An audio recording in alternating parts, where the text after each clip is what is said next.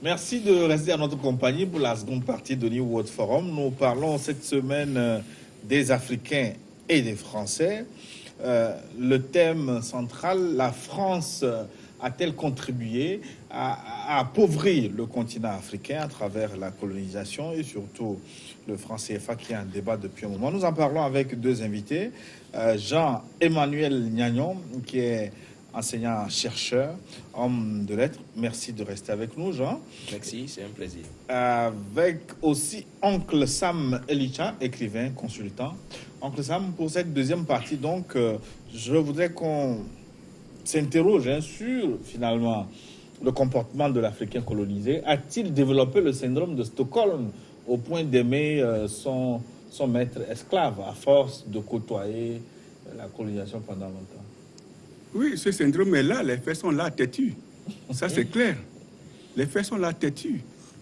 Voilà, quand on dit Emmanuel, quand on dit Samuel, quand on dit Gilles, les faits sont là, têtus, que ce soit en religion, que ce soit dans la diététique, que ce soit en sport, dans tous les domaines. Mais je dis que, personnellement, le vrai problème pour découvrir l'antidote, encore une fois, c'est dans la tête.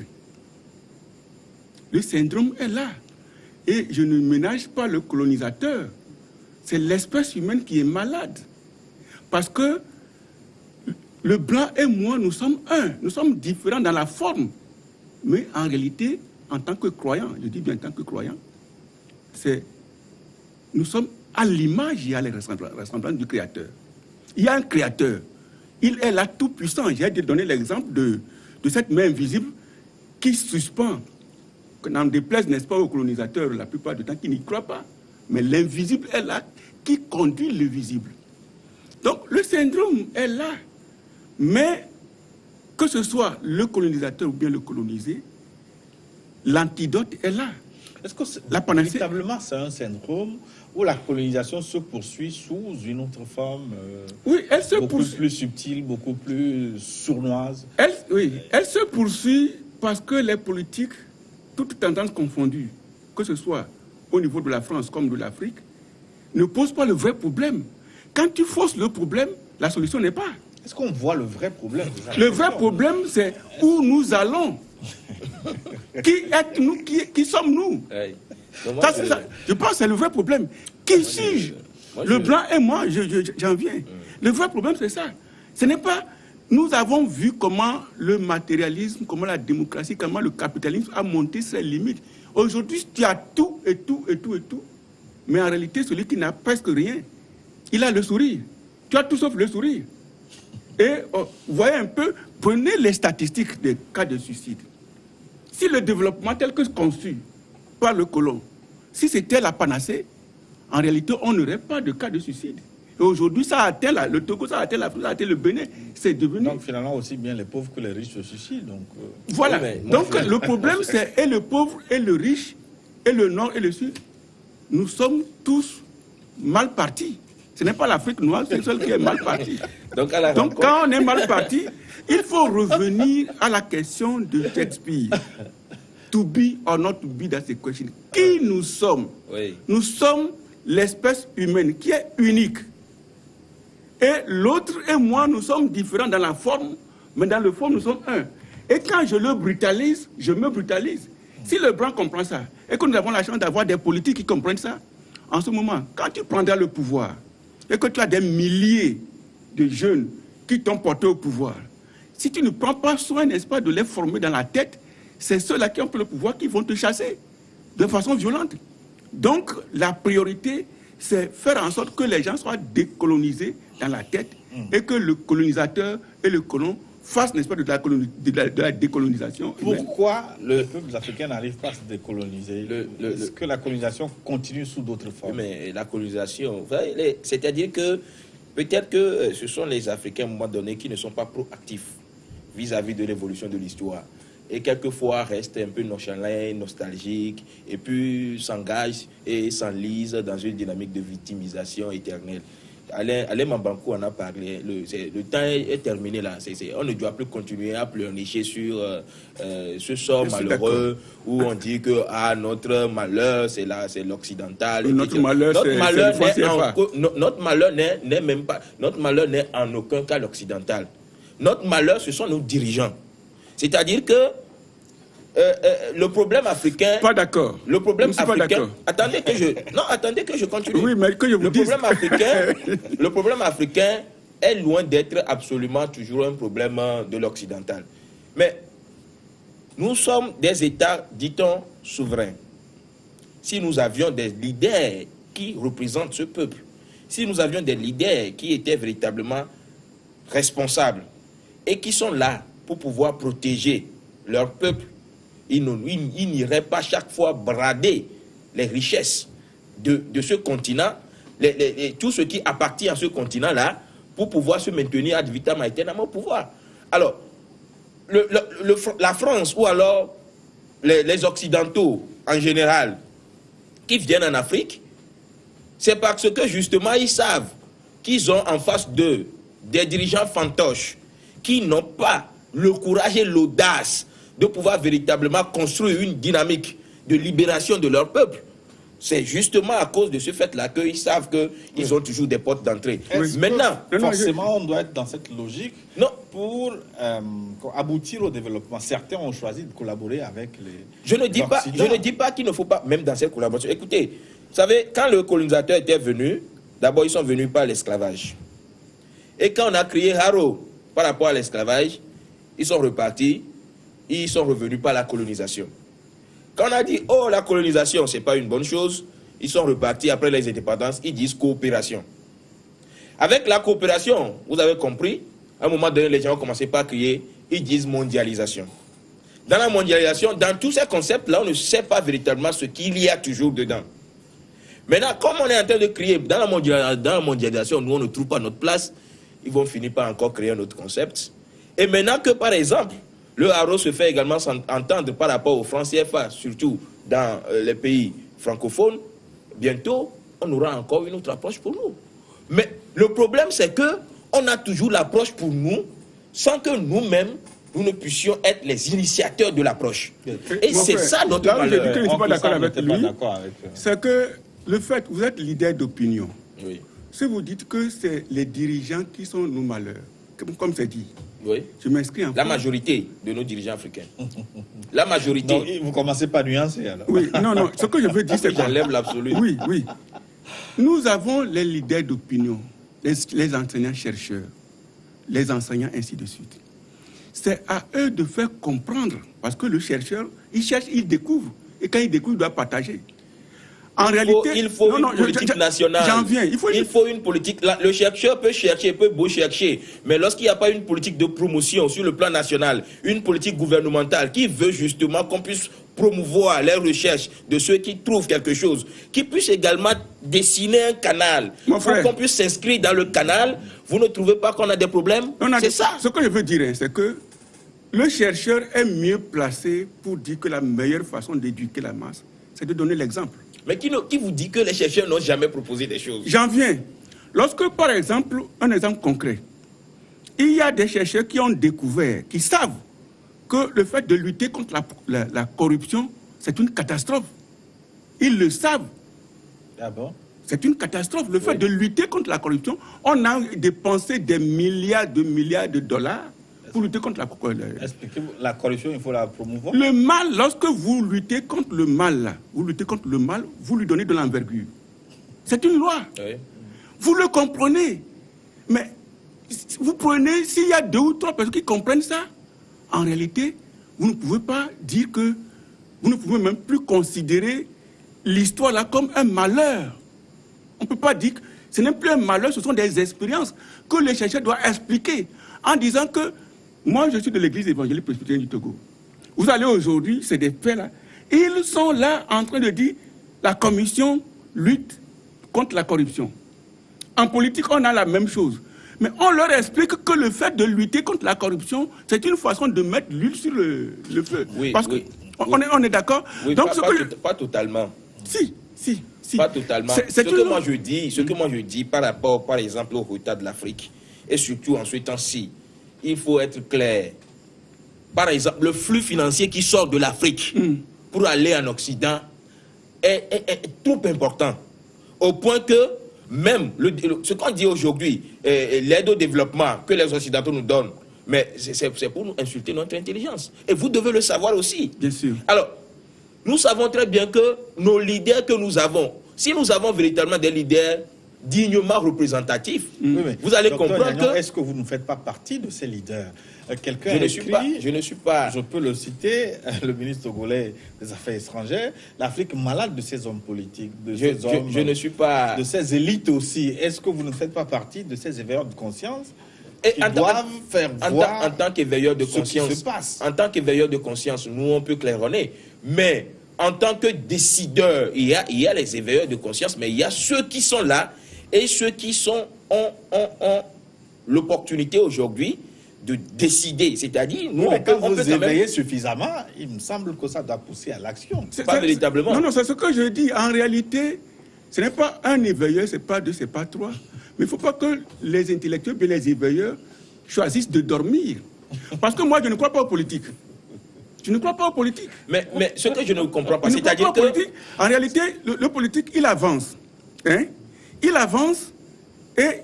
C'est un peu comme voilà, la religion aussi. Il n'avance pas sans pression. Il y a, que ce soit en Europe, c'est-à-dire que... il y a division. C'est-à-dire que... La division, il n'y a pas d'issue. Maintenant, moi, je pose le problème en disant ceci, que oui, le politique, il ne fait pas bien. Mais après, quel résultat il a? Moi, j'ai travaillé avec le général Yadema. Je suis mieux placé pour vous dire que c'était un grand homme, ok? Mais en réalité, on doit comprendre, il y a des gens comme Mobutu et autres, on doit comprendre que la recherche, l'essentiel dans la vie, ce n'est pas le pouvoir de l'homme. Vous avez été notamment préfet, préfet, voilà, ok. Localité du Togo, voilà. Sous Yadema. Et j'ai compris qu'en réalité, il y a plus que la matière. Parce que ce soit Yadema ou Mobutu, si seulement qu'ils fassent comme ça, ils ont tout ce qu'il y a. Mais je comprends que l'être humain, et il y a des gens qui le comprennent que l'être humain n'est pas fait pour gérer le pouvoir. Le pouvoir n'appartient à personne. Non mais il faut que je recadre le débat. Ce que nous sommes en train de dire là, c'est-à-dire que le débat est parti de la décolonisation pour arriver finalement à ce principe-là justement qui montre que les Africains ont fini par aimer leur bourreau. C'est-à-dire ce que leur bourreau leur a apporté, c'est ça le principe, le syndrome de Stockholm. C'est-à-dire que celui qui vous a pris en otage, à un moment donné, vous tombez amoureux de la personne. À votre corps défendant. Oui, justement. Alors, donc, est-ce que les Africains, à un moment donné, ont dû accepter et s'approprier les legs qui leur sont laissés par les Occidentaux? Oui. Maintenant, si normalement on a voulu se départir de cela, ce n'est pas le bas peuple qui le fait. Le bas peuple qui est là, écoutez, le bas peuple est là. La masse, ce n'est pas la masse qui le fait. Oui, mais ce sont les décideurs. Justement, est-ce que c'est pas... Les décideurs, ça veut dire les politiques? Les politiques, ceux qui sont les leaders. Ce sont ceux qui sont les leaders qui montent la voie. J'accepte l'expression leader. Qui montent la voie. Maintenant, ceux qui sont leaders, qui doivent montrer la voie. Si par exemple, depuis 1960, le Togo avait développé un véritable programme pour pouvoir décoloniser notre éducation, décoloniser notre économie, décoloniser notre façon de faire la politique, décoloniser notre façon de construire même notre urbanisation, décoloniser un certain nombre de réalités. Si c'est un programme, vous allez voir où est-ce que nous serions aujourd'hui. Alors, malheureusement, tel n'a pas été le cas. Mais j'ai fait comprendre que, mais, écoutez, lorsque vous avez, par exemple, dans des pays africains, des gens qui s'accrochent au pouvoir ad vitam aeternam. Oui, mais s'accrocher au pouvoir et la colonisation... Ça a un lien. Je ne vois pas le rapport. Non, je vais vous montrer le rapport. Le rapport, c'est quoi? Le rapport, c'est que aujourd'hui, le colonisateur, l'ex-colonisateur est aujourd'hui quelqu'un qui coopère avec le On a vu la régime colonisation dans certains pays où dans d'autres pays où le président change. Les présidents, on connaît plusieurs présidents. Non, ce que je dis, c'est-à-dire que les leaders qui sont là, et ces leaders-là qui doivent véritablement incarner une certaine vision, une certaine excellence. et qui doivent également impacter, mais vis-à-vis du colonisateur. Regardez, tout à l'heure j'ai fait comprendre que actuellement nous parlons de mondialisation. Prenons le cas du Togo. Quelle est notre place dans la mondialisation? Quelle est notre place dans la coopération bilatérale, dans ce vaste ensemble de mondialisation vis-à-vis de la France? Puisque quand nous parlons de colonisation et que nous parlons aujourd'hui de la France, que nous parlons peut-être également de CFA, nous n'allons pas oblitérer l'aspect là qui est très important. Nous sommes des ex-colonisés. Oui, je vous donne un exemple pour peut-être battre en brèche la responsabilité que vous rejetez sur les dirigeants. Il y a eu dans les années 70 des expériences avec Mobutu d'abord, ensuite avec Gnassingbé et Yadema, dans une logique de décolonisation. Ils avaient demandé, oui, l'authenticité, où les prénoms occidentaux avaient été refusés. Mais avec la démocratie, on s'est rendu compte que ce sont les peuples qui se sont battus, on fait grève, on battu. Mais c'est ce que vous avez appelé, le syndrome de Stockholm. Oui, pour réclamer. Nous avons dit que ce syndrome est effectif, mais nous disons que véritablement. Donc les dirigeants ont voulu, mais les peuples cet exemple est isolé. Cet exemple est isolé. Pourquoi je dis ça? Parce que il y a des chantiers plus sérieux qui auraient pu être abordés. Le non-comporte aussi n'est pas un chantier moins sérieux. C'est pas moins sérieux, je suis d'accord. Mais il y a des chantiers plus sérieux. Quand par exemple, on doit véritablement aborder notre principe de pouvoir nous libérer vis-à-vis de l'idéologie qui nous maintient encore dans le syndrome de Stockholm, nous devons absolument comprendre qu'il y a un travail national qui doit se faire. Et celui qui la base ne comprend pas ce travail national. Mais quand la base ne comprend pas, qui a le monopole de l'éducation? Ce ne sont pas les leaders qui définissent les curricula de formation, qui définissent le système éducatif, qui oriente. Est-ce que c'est mon papa dans son champ là? Est-ce que c'est mon papa dans son champ qui a écrit le livre qu'il faut enseigner à l'école? Est-ce que c'est mon papa dans son champ qui a écrit comment il faut enseigner les gens? C'est pas lui. C'est l'État qui a le monopole de l'éducation du peuple. C'est l'État, le gouvernement qui a le monopole de la santé, de la protection de la santé. C'est l'État qui en a le monopole. Donc c'est l'État qui définit les orientations stratégiques. Mais tant qu'il n'y a pas de la définition de ces orientations stratégiques, ce n'est pas le peuple, un citoyen lambda, qui le fait. Même s'il le fait toujours sous le contrôle de l'État. Parce qu'il y a un gouvernement, parce qu'il y a une nation qu'on doit construire. Et tant qu'on n'a pas ces éléments-là, ne me dites pas que c'est mon papa qui est dans son village là-bas, là, qui dit comment il faut enseigner les gens au CE1, au CM2 et jusqu'à l'université. Vous savez, l'histoire est en marche. Et ceux qui sont têtus, qui ne veulent pas comprendre, ils vont être broyés. Je dis encore politique, opposition, décideur. L'opposition, décideur. Alternance. Je pense que c'est un discours qui nous éloigne de la solution.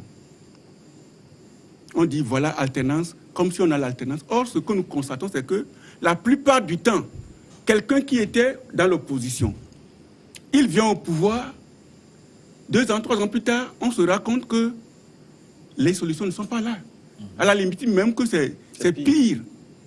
Alors je dis, la solution n'est pas dans la politique, mais en réalité, l'Africain a quelque chose de très cher qu'elle a choisi d'oublier. L'Afrique. C'est quoi? Et ça, c'est peut-être un message à l'endroit des politiques, toutes tendances confondues. Dans l'Afrique ancienne, les linges sales en famille, c'était un principe qu'on doit adopter. Aujourd'hui, lorsque l'opposition et les gouvernants se retrouvent, tout ce qui se dit, c'est en direct. Alors que les Africains, ils savaient que lorsque vous avez un problème, vous avez maillé à partir avec quelque chose et autre, vous vous retrouvez à 4 heures du matin et assis après 2 heures de temps, tout est réglé. Mais vous voyez ça par exemple, quand je parlais de décoloniser notre façon de faire la politique, c'est justement des éléments comme ça qu'il faut intégrer. Donc ça va rentrer justement dans la dynamique de décolonisation de la politique. Quand on lavait les linges sales en famille, il n'y avait pas de télévision, il n'y avait pas tout ça, il n'y avait pas WhatsApp, radio, il n'y avait pas Facebook. Oui, mais n'empêche qu'aujourd'hui, vous ne pouvez pas. Par exemple, moi, la façon dont je dis, si nous suivons la démocratie telle que c'est dit là, où M. Gnagnon, il est candidat à la députation, bien président, et on se permet de le lyncher comme on peut. L'autre aussi et autre. Pour moi, ce n'est pas positif dans la tête d'un enfant. Oui. Pour revenir à mon exemple, pour comprendre un peu ce qui se passe dans la tête du colonisé, avec les prénoms, vous avez connu cette époque-là. Pourquoi vous n'avez pas... Mais pourquoi ces injonctions n'ont pas pris? Et après, 20 ans après, lorsque le vent de l'Est a soufflé, s'il faut l'appeler comme ça, tous sont revenus aux prénoms importés. C'est que le syndrome de Stockholm est têtu. C'est pour cela que j'ai dit que, en réalité, si nous attendons une colonisation salut collective, nous attendons longtemps. Celui qui, si par exemple, on est en train de dire, mais c'est une tragédie. Ah oui, ah oui. Non, mais, ambigu. Écoutez, moi, ce que... C'est une tragédie ambiguë, c'est pas une aventure ambiguë. C'est-à-dire que, moi, je disais que toute l'aventure de l'Est colonisé est justement toute l'aventure ambiguë de Cheikh Hamidou Kane.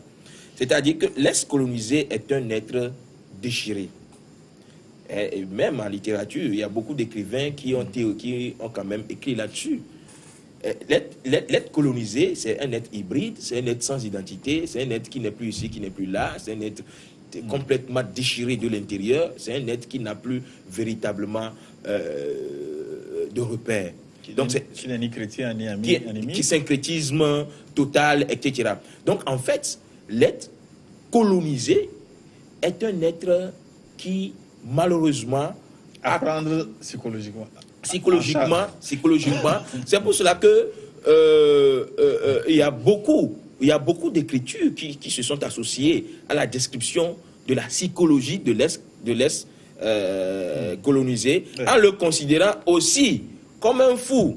C'est pour ça que le portrait du colonisé. Voilà, quand je parle par exemple de l'aventure ambiguë, où la dynamique de la folie a été véritablement une dynamique très importante vis-à-vis de l'Est colonisé, c'est pour dire que en fait, cela devient un être hybride. Et étant un être hybride, il n'a plus de racines véritables. Et en tant que tel, il souffre énormément à l'intérieur de lui-même. Tant qu'il ne fait pas cette descente aux enfers pour se retrouver dans ses propres racines et peut-être renaître comme le phénix renaît de ses cendres, vous allez voir que c'est un être qui va malheureusement souffrir le martyre de quelqu'un qui n'a pas d'identité. Est-ce qu'il peut au moins avoir la lucidité de poser au moins cette question? Qui suis-je? Oui, il faut qu'il s'arrête un jour et qu'il se pose cette question. Oui. Mais le problème, c'est que est-ce que les Africains véritablement s'arrêtent? Il y en a qui s'arrêtent. Il y en a. Mais maintenant, moi je dis, ce que je proposais, je dis que le fait de s'arrêter pour le poser comme problème ne doit pas être si individualisé. Mais parce que il faut au moins une prise de conscience qui soit au niveau de nos gouvernements. Tant que nos gouvernements n'arrivent pas à prendre conscience de cette réalité et à développer des stratégies dans ce sens, vous allez voir, aujourd'hui, il y a beaucoup d'Africains qui vont aller en Occident, qui vivent là-bas, qui font partie finalement de la diaspora. Et il y a une partie de l'Afrique qui se retrouve également en Europe, en Occident, etc., qui ne sont plus ici, qui ont définitivement choisi de rester là-bas, de vivre là-bas, et qui peut-être deviennent des renégats complètement. Alors, dans cette dynamique, lorsque nous n'avons pas un plan réel, j'ai dit que les premiers leaders nationalistes avaient osé commencer un processus de décolonisation qui malheureusement ne s'est pas achevé. Parce que cela devrait absolument gêner celui-là à qui il profite. Oui. Donc à la lumière de tous vos développements, la question a sa réponse. La France contribue à appauvrir l'Afrique à travers les déchirements du colonisé qu'on a vu, à travers les... Moi, je vois cette question autrement. Quand on dit est-ce que la France contribue à appauvrir l'Afrique, je dis qu'il faut que l'Afrique se repense et pense autrement. Oui, pour le moment, qu'est-ce qui est? Pour le moment, quelle est la réalité? La réalité, c'est que la colonisation n'est pas partie. On est d'accord? Maintenant, si la colonisation est là comme cette bouteille que je vois, je suis capable d'alchimiser cette bouteille. qui est négative. Nous avons le pouvoir. C'est pour cela que j'ai dit, il est d'accord avec moi pour dire que, effectivement, il y a des esprits qui s'éveillent. C'est lent, mais il y a des esprits qui s'éveillent. Il y a des esprits qui comprennent que, en réalité, le noir, l'Africain n'est pas, on va dire, limité comme on nous fait. Le noir aussi est un génie qui est capable d'aller très loin. On est d'accord? Donc, lorsque nous sommes là et que, dans l'approche, nous disons que la France contribue à appauvrir. À appauvrir, cette chanson-là ne va jamais se terminer. Au contraire, arrêtez de voir la France. Oui, mais est-ce qu'il ne faut pas d'abord prendre conscience qu'un problème existe comme ça, que l'Afrique est appauvrie? Je crois que ce débat doit être... En fait, c'est comme un secret de polichinelle. Regardez un peu ce qui se passe aujourd'hui au Venezuela. Il y a un jeune qui est président de parlement, Guaido, qui justement se déclare, s'autoproclame président. Et qui commence pas déjà à avoir des alliés, des gens, des soutiens de partout, Washington, par une quarantaine de pays dans le monde. Et Nicolas Maduro, qui aujourd'hui n'a que deux soutiens fondamentaux, la Chine et la Russie. Même ceux qui soutiennent également Maduro, c'est parce qu'eux aussi, ils ont des intérêts. C'est-à-dire qu'en fait, c'est un réseau d'intérêts. C'est un jeu d'intérêts. Ceux qui soutiennent le jeune, Juan Guaido, c'est parce qu'eux aussi, ils sont prêts à venir. Parce que le pétrole vénézuélien, c'est une réserve assez importante sur le plan mondial. On est dans la logique du matérialisme. Oui, je suis d'accord. Maintenant, c'est pour dire quoi? C'est pour dire que quand on parle de la France, qui contribue peut-être, par exemple, à appauvrir l'Afrique, c'est parce que la France, eh bien, est restée quand même la métropole et qui a gardé le cordon ombilical intact vis-à-vis d'elle et de ses ex-pays colonisés. Et les mêmes intérêts qui doivent être protégés sont toujours là. Et tant que ces intérêts sont là, la France est toujours là.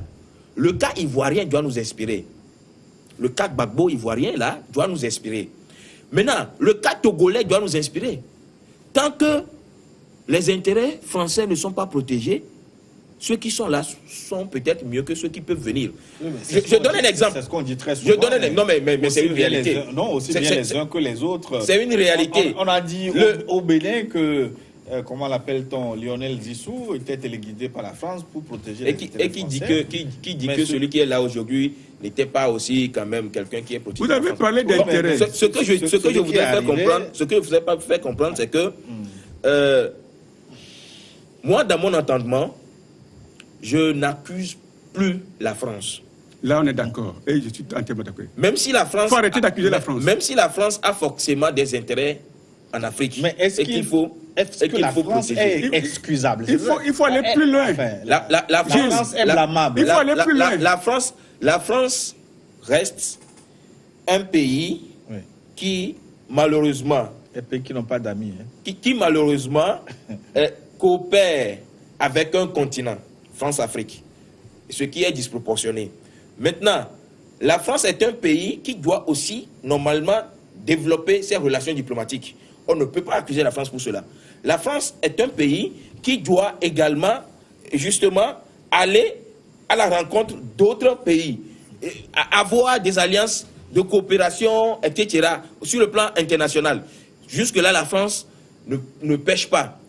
Maintenant, les pays africains doivent également aller à la rencontre d'autres pays, d'autres coopérants, et développer également des coopérations bilatérales par-ci, par-là. La réalité, c'est que ceux qui représentent les pays africains et qui vont dans ces discussions, comment est-ce qu'ils mènent leurs discussions? Comment est-ce qu'ils vendent? Comment est-ce qu'ils bradent? Comment est-ce qu'ils... etc. au niveau de la France. Pourquoi? Parce que, en fait, c'est comme c'est des gens qui y vont, mais qui n'y vont plus en tant que représentants d'un peuple, mais qui y vont parce que c'est leurs propres intérêts finalement. C'est-à-dire que la France vient parce que la France représente l'intérêt français. Mais curieusement, Beaucoup d'Africains, beaucoup de leaders africains, alors beaucoup de pays africains, leurs leaders, ils vont, mais ce n'est pas toujours dans l'intérêt de leur peuple qu'ils vont négocier les choses. Ils vont plutôt négocier les choses dans leur propre intérêt. Et donc, il ne faut pas tellement accuser la France. Mais il faut maintenant indexer nos leaders qui sont là, qui manquent de courage et d'audace pour pouvoir maintenant aller négocier des choses. Pour dire que ça là, voilà comment nous voulons le penser. Nous sommes un État souverain, voilà comment nous voulons. Le prix du cacao, c'est comme ça. Le prix du phosphate chez nous, c'est comme ça. Le prix de l'or chez nous, diamant, c'est comme ça. Tant qu'ils n'auront pas cette audace-là, il ne faut plus accuser la France. Lorsque vous connaissez votre voleur, vous savez que c'est lui qui vous vole, mais vous y allez chaque fois pour être volé. Finalement, ce n'est pas que qu'il vous vole, c'est que vous allez lui donner ce qu'il pour qu'il puisse partir avec ça. Alors expliquez-moi, pourquoi très souvent quand on veut analyser les rapports entre l'Afrique et la France, on ne voit que les intérêts, l'actif au niveau de la France. La France aussi a des contreparties. La France aide l'Afrique à régler ses problèmes de sécurité, ils envoient des aides, la coopération bilatérale, etc., etc. En réalité, le vrai problème que nous avons est plus spirituel. On ne va pas s'entendre sur ça. Non. Écoutez, la France veut sauvegarder son intérêt, ses intérêts. Et elle devient quoi? Ce qu'elle sème, qui sème le vent, récolte la tempête. Tant que l'Occident, notamment la France, va être dans cette logique de ne défendre que son intérêt et d'opter pour le machiavélisme, les résultats sont là, c'est un truc de cause à effet. Et tant que l'Afrique aussi serait en train de dormir, tu n'es pas créé pour dormir. C'est ça. Aujourd'hui, quand vous prenez la civilisation occidentale, qu'est-ce qu'elle est en train de devenir? Donc vous ne dormez pas, Non. Je vous pose la question. Qu'est-ce que la France est en train de devenir? La France mercantiliste, qu'est-ce qu'elle est en train de devenir? C'est pour cela que ce sont des... Donc l'Italien a finalement raison, non? Luigi Di Maio. C'est pas l'Italie, tout le monde a dit que je mets, quand je dis, c'est tout l'Occident. Tout l'Occident, c'est les intérêts qui gouvernent le monde. Or, ces intérêts-là, ce sont... Lorsque tu n'as que ton intérêt, je vais vous donner une image, la mer morte. Vous savez pourquoi la mer morte est morte? Parce qu'elle ne vise que son intérêt. Et c'est une loi spirituelle. Lorsque un pays est là, ou bien un être humain, là, un individu est là, qu'il ne voit que son intérêt, il va avoir cet intérêt, mais il ne va pas en bénéficier. Et en même temps, je dis, oui, je suis en train de... Ce qui est sûr, c'est qu'il y a une loi qui gouverne le monde, et c'est une loi spirituelle. Lorsque tu sèmes la violence, tu récoltes la violence. Un politique qui refuse de comprendre qu'il est là pour chercher le bien des autres, le bien commun, et qu'il est là seulement pour son bien personnel, que ce soit 1 an, 2 ans, 3 ans, 10 ans, 20 ans, ça finira toujours mal. Ça, c'est clair. Et il y a des esprits qui sont en train de le comprendre. Le fait que le capitalisme soit en train d'échouer. Regardez un peu ce qui se passe en France. Oh, ça se passe en France. Ça se passe aux États-Unis. Le capitalisme a échoué. La preuve, c'est au moins toutes les 40 secondes, on a sur la terre des hommes, toutes les 40 secondes, on a des êtres qui se suicident. Donc l'être humain a échoué. Nous ne sommes pas des créatures, on va dire, en l'air comme ça. Nous sommes créés par un créateur. Et tant qu'on ne revient pas à ce créateur, et qu'on croit que tous les moyens sont bons, lorsque tu brimes l'autre, et que l'autre, elle est en train de te dire, c'est pour cela que je suis d'accord avec mon frère en disant que en Afrique, normalement, les oppositions doivent être des éléments, on va dire, très vitaux. L'opposition doit pouvoir jouer de façon constructive en disant le vrai. Et elle attire l'attention, n'est-ce pas, des décideurs, en disant que... Elle ne dit pas le vrai? Généralement, l'opposition est limitée. Parce que moi, l'opposition dont je parle là, et dès lors que nous sommes d'accord qu'il y a des esprits éveillés qui sont en train de se réveiller, qui sont là, je suis sûr que, tôt ou tard, on comprendra qu'il y aura des décideurs qui comprendront qu'effectivement, lorsque tu te tues. Lorsque tu ne cherches que ton intérêt, tu es en train de te suicider. Et c'est ça le lot de l'Occident. Dites-moi un peu, est-ce qu'aujourd'hui, comment dire là, est-ce que le sort de la France, est-ce que c'est enviable politiquement? Oui, mais c'est-à-dire que connaître des crises cycliques. C'est-à-dire que moi, ce que je pense, la question qui est posée, qui demande si la France contribue à l'appauvrissement de l'Afrique, moi, j'ai pris le sujet sous cet angle en disant que la France étant également, c'est-à-dire que nous ne sommes plus dans un contexte de colonisation. À partir de cette question, la France est un État dans le monde qui peut avoir des relations bilatérales avec beaucoup d'autres pays, beaucoup d'autres États, comme le Togo, comme le Ghana, comme tout autre pays. Les États africains doivent également, puisque nous sommes dans une mondialisation, il n'y a pas un pays aujourd'hui qui puisse s'enclaver et qui ne soit pas dans le concert des nations. Alors, nos dirigeants africains qui doivent, par exemple, discuter avec la France, c'est sur quelle base ils discutent? Moi, je pose le problème là-bas. Et ce que je dis, c'est que la France a toujours une même mise sur des intérêts qui dépassent quelquefois des proportions qu'on ne saurait imaginer. Et c'est bien l'ignorance. Et dans cette situation, que font nos leaders? Nos leaders n'arrivent pas à discuter. Par exemple, Idriss Déby, à un moment donné, qui a dû taper sur la table. Paul Kagame. Idriss Déby, mais il a fait du baratin, il a fait des trucs, quelque chose de... Est-ce que c'est un bon exemple que vous donnez? Non, en fait, il a commencé par... utiliser l'armée française pour bombarder ses rebelles. Maintenant. Ce qui est débat. Maintenant. Et nous avons Kagame. Kagame qui, par exemple, a relégué la langue française, finalement, en seconde position, mais qui, rapidement, a positionné une citoyenne rwandaise pour qu'elle soit... n'est-ce pas, secrétaire général de la francophonie. Mais c'est parce que nos États africains, nos gouvernants n'arrivent pas à discuter de façon audacieuse avec la France. Et quand ils se présentent comme des bambins, quand ils se présentent comme, par exemple, ils font véritablement les tout mignons. Mais vous faites comme si vous assistiez aux discussions. Oh, mais écoutez, dans ce genre de discussions, ce qui se sulfure... Est-ce que la France n'est pas trop stigmatisée? Parce qu'elle n'est pas seule. Oui, mais dans ce jeu, il y a les États-Unis, c'est parce il y a que la Chine. C'est parce que la France revient. C'est parce que la France fait des choses de façon ostentatoire. La France fait des choses de façon trop visible, sans trop de... Par exemple... Mais quand il s'est agi de défendre le Mali, par exemple, c'est la France qui était aux avant-gardes. Et il faut aller fouiller après pour comprendre. Moi, je dis... Quand il faut, par exemple, tirer sur la présidence en Côte d'Ivoire, on a compris. Fondamentalement, les maîtres ne voient pas plus loin que le bout de leur nez. Et quand les maîtres verront, ils comprendront que ce qu'ils sont en train de semer, ça n'est pas bon. La France va comprendre que l'Afrique, c'est la France. C'est pour cela que je parlais de problèmes spirituels. Toi, tu peux faire tout. Le libre arbitre nous commande de faire ce que nous voulons. Mais la loi est là. Si tu ne sèmes pas l'amour, tu vas récolter la haine. Et ça c'est une question de... Je ne sais pas si vous voyez ça avec moi.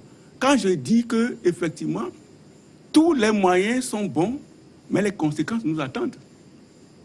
Qu'on nous le voulions ou non.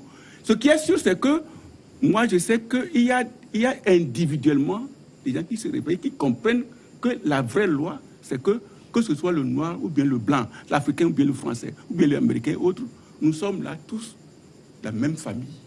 Et ça rejoint, on va dire, on peut parler de religion, syndrome de Stockholm, d'accord? Mais en réalité, le spirituel que nous avons, que nous comprenons, le spirituel là, c'est l'esprit éclairé, où tu comprends que la solution, ce n'est pas l'intérêt que je cherche, mais c'est l'amour.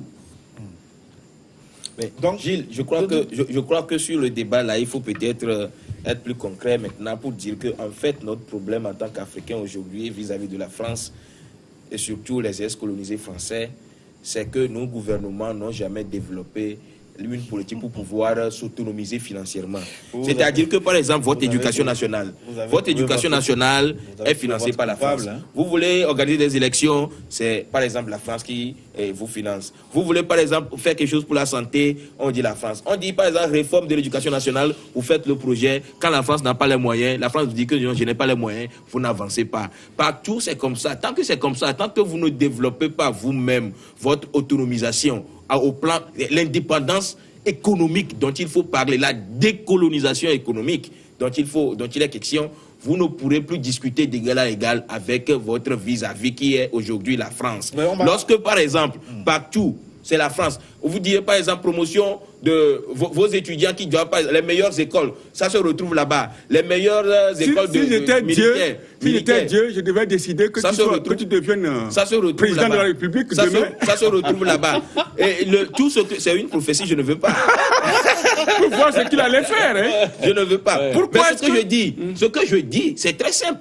Lorsque, par exemple, regardez, les centres de santé, chez nous, ceux qui nous dirigent, quand ils sont mariés, ils vont aller se traiter où?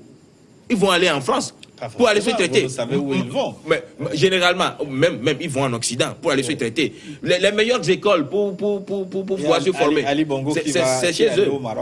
C'est chez eux. Donc, tant que nous-mêmes, nous ne trouvons pas les moyens de pouvoir nous autonomiser financièrement, pour pouvoir prendre en main l'éducation surtout, l'éducation, financer notre éducation. Au lieu qu'on enseigne encore à ma fille, on m'a enseigné Napoléon, on m'a enseigné là. Au lieu qu'on enseigne encore ces éléments-là à nos enfants, il faut qu'on commence par leur parler également de Patrice Lumumba. Il faut qu'on puisse révolutionner notre curriculum. Je suis entièrement d'accord. Il faut qu'on commence par lui parler de Oncle Sam. Exactement. Mais la vraie décolonisation n'est pas économique comme vous le dites. Mais quand par exemple... Ça ne parle pas par l'économie. Quoi? La vraie décolonisation dont nous parlons, qui peut sauver l'Afrique. Vous, c'est le mental. C'est le mental d'abord. Moi, j'ai pris un certain nombre de paradigmes. Il y a plusieurs paradigmes, même le religieux. Oui. Même le religieux, c'est la libération de la conscience humaine. Oui, mais il faut décoloniser également cela. Je vais vous poser cette question à la fin, mais je la réserve pour le moment.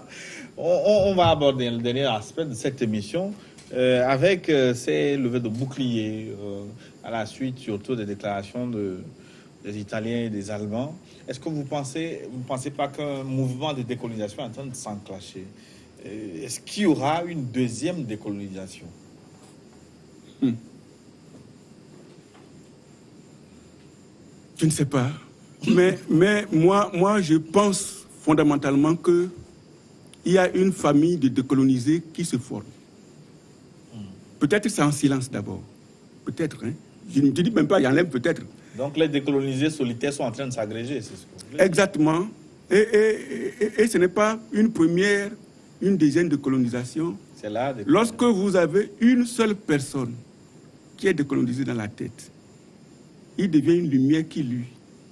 Après, on aura 2, on aura 3, on aura 4, et on aura la famille des décolonisés. Et en même temps, le colonisateur qui colonise, il est plus colonisé que les colonisés. C'est ça que nous disons. Ils ont fait ça. On a gâché. Maintenant, l'Afrique est dans le gâchis. Ça, je suis entièrement d'accord avec vous. Normalement, nous devons nous réveiller. Mais en réalité, ce n'est pas... Encore une fois, ce n'est pas... Mon frère il fonde beaucoup d'espoir sur le décideur politique. Si vous savez l'engrenage dans lequel ils sont.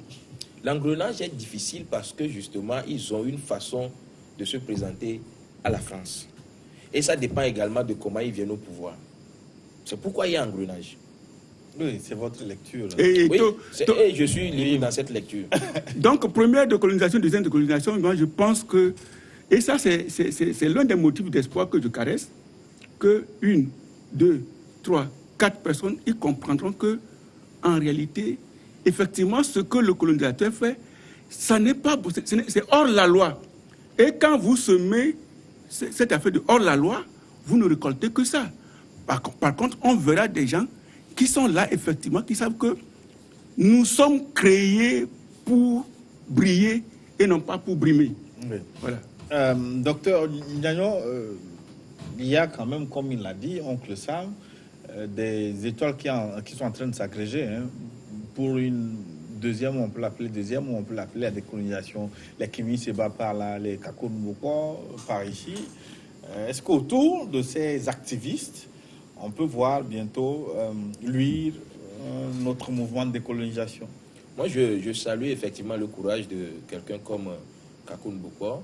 C'est-à-dire que si la décolonisation, le principe là, vient des Africains, cela est encore plus responsable que cela nous soit venu encore d'autres occidentaux. Comme par exemple l'Italien, le vice-président qui accuse la France. C'est un jeu entre frères là-bas. Il ne faut pas considérer ça.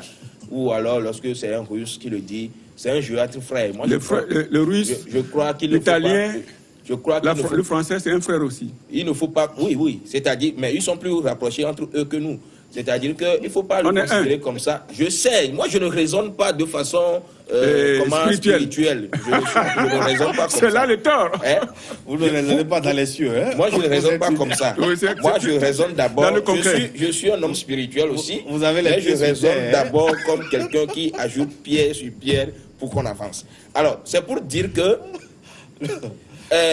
il serait encore plus un espoir pour nous que nous ayons encore d'autres nouveaux rapidement, comme les Kémi Seba, etc. Au lieu que ce soit encore une décolonisation qui nous soit servie par l'extérieur. Les Africains qui pensent que la France est un problème pour eux, par exemple, si elle est véritablement un problème pour eux, ils doivent s'unir. Comme Nkrumah avait déjà raison, Africa must unite. Ils doivent s'unir. Si par exemple, moi je deviens chef d'État et que je dois engager mon pays dans une dynamique de relations bilatérales avec la France, et que je dis que ceci doit être l'intérêt de mon pays que je dois préserver parce que j'ai été élu pour préserver cet intérêt, et que la France ne voit pas ça d'un bon oeil, mais je dois avoir le soutien de mes compatriotes ou alors de mes collègues chefs d'État africains. C'est comme ça. Mais tant qu'il y a toujours des fissures qui sont là et qui malheureusement ne permettent pas qu'on puisse véritablement se consolider, se solidariser pour pouvoir faire face, faire front et pouvoir se soutenir. Thomas Sankara l'avait dit à son dernier sommet de l'UE. Il a dit, de la même manière, je vous parle de la dette. Si on n'est pas unis pour pouvoir demander que la dette soit nulle, la prochaine fois que vous serez ici, moi je ne serai pas avec vous. Et je vais le citer. Et la prochaine fois, pour conclure, la fois suivante, quand les autres sont allés, ils n'étaient plus là. Et nous sommes encore là aujourd'hui. Ouais, je vais le citer pour conclure cette émission. Un esclave qui n'est pas capable de révolte, on ne peut pas s'apitoyer sur son sort. Hein. Oui. Un esclave qui n'est pas capable de révolte. Bon, le révolte... pas capable de comprendre sa situation et de la refuser. C'est-à-dire qu'aujourd'hui, nous savons que la France, par exemple, nous vole. Nous savons ça. Que par exemple, la France nous vole. Nos chefs d'État savent. Mais quand ils vont discuter, eux-mêmes là... Voler peut-être, c'est une expression. C'est une expression entre guillemets. Ils donnent. Eux-mêmes, ils donnent encore, ils ajoutent. Ils vous diront que ce sont des partenariats économiques, etc. Merci, oncle Sam. Oui. C'est ça la réalité.